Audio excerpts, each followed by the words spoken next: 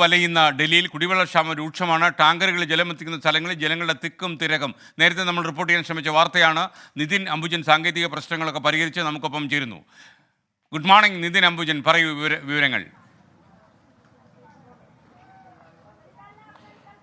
S K, good morning. ഞാനിപ്പോൾ നിൽക്കുന്നത് ഡൽഹിയിലെ ചാണക്യപുരിയിലുള്ള സഞ്ജയ് കോളനിയിലാണ്. ഇന്നലെ കണ്ട സമാനമായ കാഴ്ച തന്നെയാണ് ഇന്നും നമുക്ക് ഇവിടെ വന്ന് കാണാൻ സാധിച്ചത്. ടാങ്കറുകൾ വരുമ്പോൾ അതിന് മുകളിലേക്ക് ആളുകൾ സാഹസികമായി ഓടിക്കയറുന്നു. അതിനുശേഷം വെള്ളം ശേഖരിക്കുന്ന ഒരു രീതിയാണ് ഇന്നും അവർ സ്വീകരിച്ചത്. അത്തരത്തിൽ വലിയ കടുത്ത ക്ഷാമത്തിലൂടെയാണ് ഡൽഹിയിലെ ജനം ഇപ്പോൾ പോകുന്നത്. അത്തരത്തിൽ കുടിവെള്ളം കിട്ടാക്കനിയായി മാറിയിരിക്കുന്ന ഒരു സാഹചര്യമാണുള്ളത്. നമുക്കിപ്പോൾ ദൃശ്യങ്ങൾ തന്നെ കാണാം. ആളുകൾ ഇങ്ങനെ കന്നാസുകളിലും അതോടൊപ്പം തന്നെ മറ്റ് ഈ ക്യാനിലെല്ലാം തന്നെ ഇപ്പോൾ വെള്ളം ശേഖരിക്കുകയാണ്.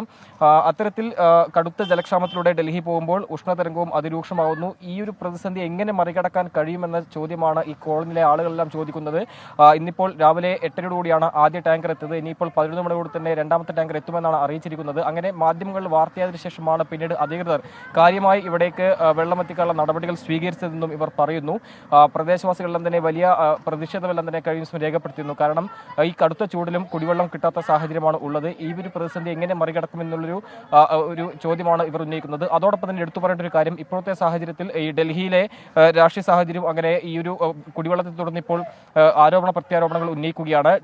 ഡൽഹിയിലെ പ്രത്യേകിച്ചും ഡൽഹി സർക്കാർ ആരോപിക്കുന്നത് ഹരിയാനയും അതോടൊപ്പം തന്നെ ഉത്തർപ്രദേശും മതിയായ വെള്ളം നൽകുന്നില്ലെന്ന ആരോപണമാണ് ഉന്നയിച്ചത്. അതിനെ തുടർന്ന് ഇവർ സുപ്രീം കോടതിയിലടക്കം ഹർജി സമർപ്പിച്ചിട്ടുണ്ട്. അതേസമയം തന്നെ ഈ സർക്കാരിന്റെ ഭരണപരാജയം അല്ലെങ്കിൽ സർക്കാരിനുണ്ടായ പരാജയം മറികടക്കാനാണ്, അത് മറച്ചുവെക്കാനാണ് ഇപ്പോൾ മറ്റ് സർക്കാരുകൾക്ക് മേൽ പഴി ചുമത്തുന്നൊരു മറുപടിയാണ് ഇപ്പോൾ LG അതായത് ലഫ്റ്റനന്റ് ഗവർണർ ഇപ്പോൾ നൽകിയിരിക്കുന്നത്. അത്തരത്തിൽ ഇതൊരു രാഷ്ട്രീയ പ്രശ്നമായി തന്നെ ഇപ്പോൾ ഡൽഹിയിൽ രൂപപ്പെട്ടിട്ടുണ്ട്. സ്വാഭാവികമായിട്ടും രാഷ്ട്രീയ പ്രത്യാരോപണങ്ങളെല്ലാം തന്നെ തുടരുമ്പോഴും ഈ പ്രതിസന്ധിയെ എങ്ങനെ മറികടക്കാൻ കഴിയുമെന്ന ചോദ്യം ഇവർ ഉന്നയിക്കുന്നുണ്ട്. അത്തരത്തിൽ കടുത്ത ജലക്ഷാമത്തിലൂടെ ഓരോ കോളനികളും പോകുന്നു. ഓരോ ദിവസവും എങ്ങനെ തള്ളി നീക്കണം എന്ന് പോലും അറിയാൻ പറ്റാത്ത സാഹചര്യമാണ്.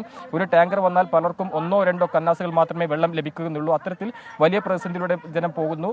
മാത്രമല്ല ഈ ഒരു പ്രതിസന്ധിയെ മറികടക്കാൻ കർമ്മ പദ്ധതി സർക്കാർ തയ്യാറാക്കിയെന്നാണ് ഇപ്പോൾ വ്യക്തമാക്കിയിരിക്കുന്നത്. 200 അംഗ ടീമിനെ ഓരോ കോളനിയിലും സജ്ജമാക്കി ഈ ടാങ്കറുകളിലെല്ലാം തന്നെ ഏകോപനത്തിനായി അവർ നിരീക്ഷിക്കുമെന്നും വ്യക്തമാക്കിയിട്ടുണ്ട്. അങ്ങനെ പ്രതിസന്ധിയെ വേഗത്തിൽ മറികടക്കാൻ കഴിയുമെന്ന് സർക്കാർ പ്രതീക്ഷ പങ്കുവയ്ക്കുമ്പോഴും ഇവർ ചോദിക്കുന്ന ന്യായമായ ചോദ്യമാണ്. കാരണം ഒരു അടിസ്ഥാന ആവശ്യം, അതായത് ജലം എന്നൊരു അടിസ്ഥാന ആവശ്യം പോലും കിട്ടാത്ത സാഹചര്യമാണ് ഈ കോളനിയിലടക്കം ഇപ്പോൾ അനുഭവിക്കുന്നതെന്നൊരു പ്രതികരണമാണ് ഈ നേരത്തെ കോളനിവാസികളെല്ലാം തന്നെ നമ്മോട് പങ്കുവച്ചിരിക്കുന്നത്. SKN. Okay, thank you. Nitin അംബുജനാണ്. എന്തായാലും ഈ ഡൽഹിയിൽ ഈ കുടിവെള്ളക്ഷാമം രൂക്ഷമാണെന്ന് മനസ്സിലായി.